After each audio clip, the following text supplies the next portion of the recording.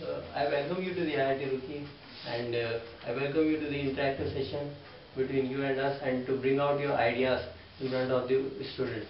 I'm delighted for the opportunity you have given to me. So my first question is that what changes did you observe after coming to IIT Roorkee after so many years?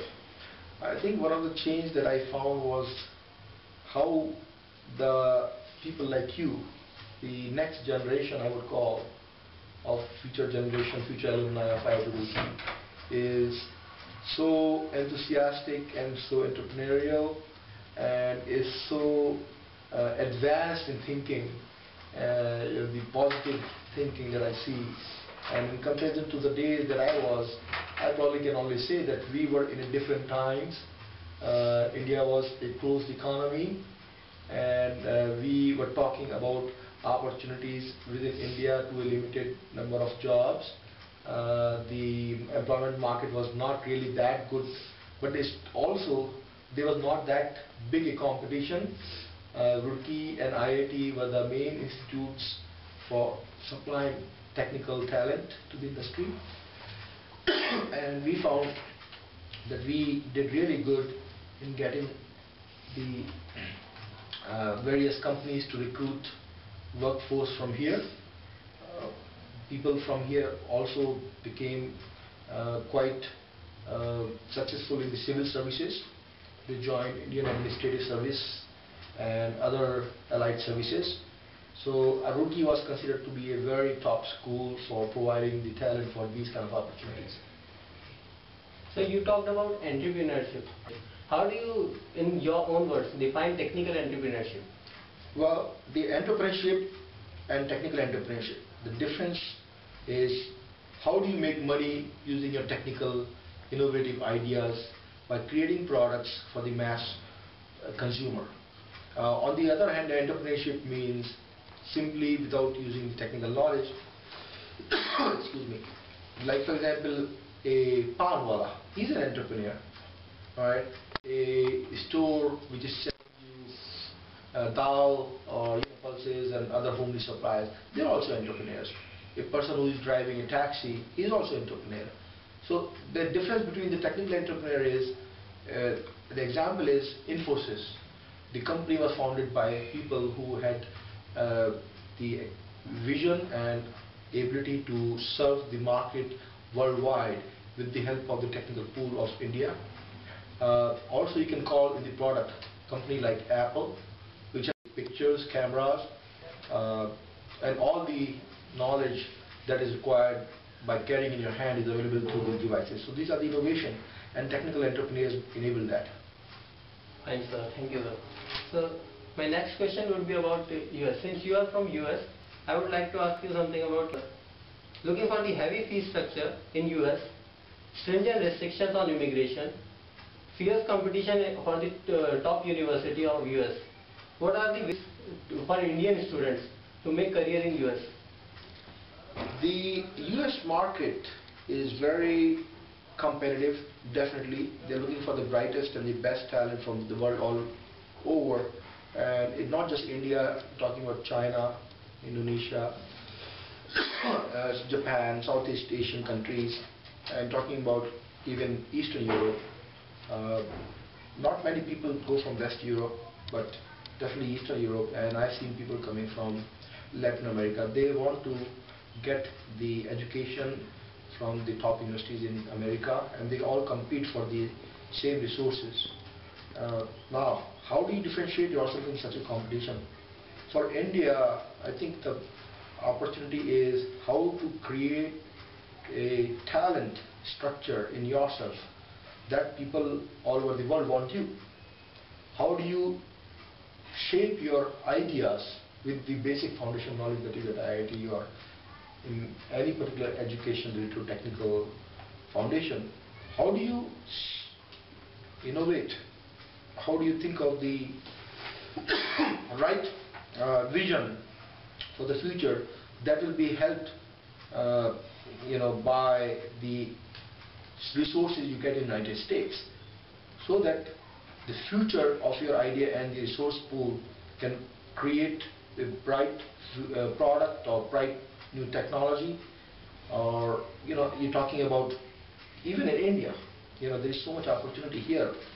The real value you should be looking at is how to make your technical talent available to create the best of ideas into products and services.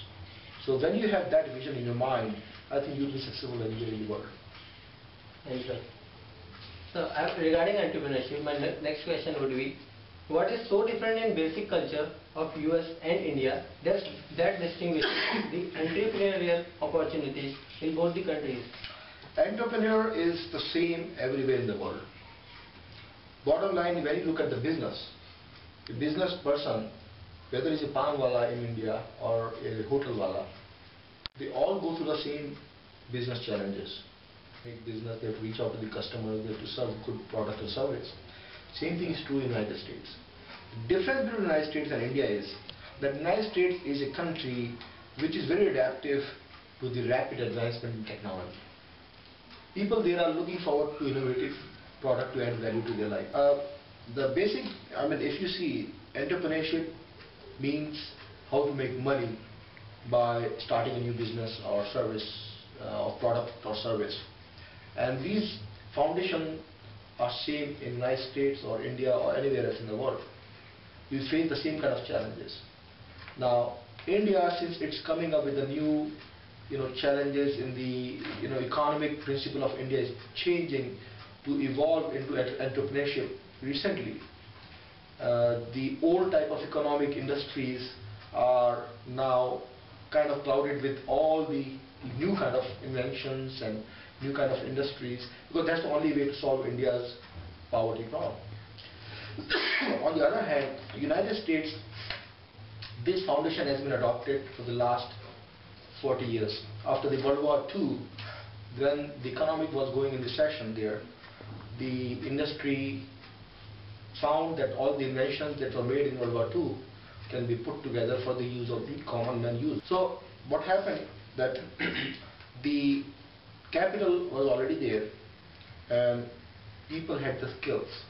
When they found the need of that market and they found all the technology that was developed during World War II, they put together all the entrepreneurship backing from the government and the industry to create new industries, new companies that use those ideas to create products for the common man use. And that brought a lot of new wealth creation there. And that started also the foundation in all the universities. All the technology that is being developed, all the things that are being researched, what if they put that to use to help the common man's needs? And that's what evolved the startup company concept. The companies like Yahoo, Sun Microsystems, all they came out with the Stanford University Network Incubator. And these companies became successful from garage operation, even Apple. So these were started from the garage. The success of this company introduced so many new companies, startup companies that were either funded by the universities or the local entrepreneurs. And this became a very sound foundation of the economy of the United States. The Indian environment is changing gradually. As I see in IIT Roorkee, you people have brought a lot of new wealth of intellectual capital. Now, what you need is an industrial environment with the foundation of IIT Roorkee Science and Technology, knowledge in the departments, and you need really the capital, which is readily available. There is a lot of liquidity in India. I believe that time has come for you guys to put to use your talent in India rather than going abroad. India's economy is growing at 9 to 10%, and any idea that you think about has to be for the common man use. Take for simple example, sugarcane juice maker. Alright, you use that, people use that with a roller. Of course, then I saw some motor pulling through the belt and then rotating the rollers in a juicer for the sugarcane. How can you make it further improvements to that? By providing so that all the like some way you can innovate it. So all the bees or makki or whatever it is, mosquitoes, they don't enter that. That is one innovation. How to make it filtered better. filtering system. I mean, think about all the ideas, how to improve that process so that it becomes a good product when it comes out from that machine. So these are the innovations, right? You talk about like dust everywhere in India. The roads, paths, sidewalks are not very clean. Think about a automatic robot machine that sucks, vacuums on the road. All right? I mean, everywhere in India, you would need that. Now, same thing is about all the garbage that you see on the streets, and these all, nala, that all you can smell all the things. Now, there's a lot of technology that is coming out in the Western world. They're called the enzymes. It's called the, artificial technology to create these enzymes. So they collaborate with them, find out, do some research, and see if we can bring that technology to the institute here, so that all the bio-waste, all right, human excreta, all that can be converted to the enzymes, to biofuels. All right? Because all this dirt and all that can be converted to fuel. So that is one technology you can focus on, and India will be really benefited with that. All right? Then the second thing is, you should think about how to, for example, simple things like grass cutting.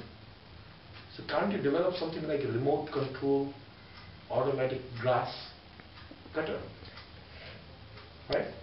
Very inventive, I mean, these technologies do exist in some form or the other in the world. You have to just put the ideas together and put the components together and make it. Right? Yes. One difference in American system and Indian educational system is that there is a lot of flexibility over there that we don't have here. In India, we have very rigid course structure. So how can we go about increasing the flexibility? I think one of the things is that IITs should do partnership with other institutions.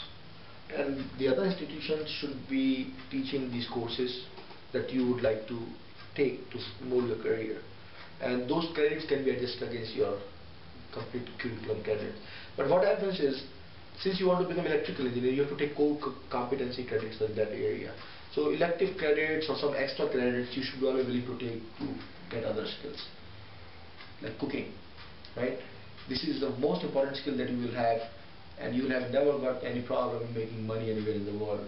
If your engineering degree doesn't sell, you can at least sell your cooking skills. People love to eat Indian food worldwide, right? Okay, so the answer is alliance with other polytechnics, other training institutes. Even if your IT doesn't provide it, so what? In the evening you can take courses in other colleges. Does it stop you? You have to decide what you want, and you have to spend the money to get that credit. Don't count on IITs. You decide what you want and earn, and basically educate yourself, get the skills that will keep you always filled with money in your pocket. And main thing is, your ambition is always to make money. Because without money, nothing moves in the world. That should be the number top priority. And that's what Americans have. The topmost goal is to make money. So once we get to the technological things and we get the invention, how to go about the financing part? Well, finance always comes from multiple sources, like your professors, your alumni association. Right? There is IIT Roorkee Heritage Association, which is based out of California. It actually has good amount of successful entrepreneurs as part of their board. So what you have to do is talk to them, send an email, and they can arrange some funds. That's from North America, but even in India, you have to talk to Penn IIT, an entrepreneurs forum. Right?